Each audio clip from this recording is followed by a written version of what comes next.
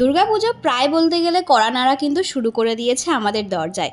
আমরা সবাই কিন্তু বলতে গেলে কম বেশি কেনাকাটা শুরু করেই দিয়েছি। পুজো মানেই কিন্তু দিন রাত সবই এক, সবসময় আমরা বেরিয়ে পড়ি। তাই আমাদের অনেক জিনিস ক্যারি করতে লাগে, বিশেষ করে মেয়েদের মেকআপ প্রোডাক্ট তো লাগেই। ফ্লিপকার্ট থেকে এই ব্যাগটা কিন্তু আমি খুবই কম প্রাইসে পেয়ে গেছি, কিন্তু সব থেকে ইম্পর্টেন্ট ব্যাগটার কোয়ালিটি। তো চলো সেটা কেমন এসেছে দেখা যাক। আর জানো তো, এখন করে জামা কাপড়ের থেকে আমি বেশি ব্যাগের প্রতি অবসেসড হয়ে গেছি। যেখানেই ব্যাগ দেখতে পাই না কেন সারাক্ষণ সেই ব্যাগ স্ক্রোল করেই যাচ্ছি আর দেখেই যাচ্ছি। আর জানো তো, আমার মা বেশি হাবিজাবি ব্যাগ একদম পছন্দ করে না, খালি নর্মালের মধ্যে সিম্পল লুকওয়ালা ব্যাগ পছন্দ করে। আর আমিও ঠিক তেমনই, অতটা হাবিজাবি ব্যাগ আমি পছন্দ করি না। এই ব্যাগটা কিন্তু নর্মালের মধ্যে একটা সুন্দর প্রিমিয়াম লুক আছে। কালারটা দেখেছো, অসাধারণ। তো চলো কম্পার্টমেন্টগুলো দেখে নাও।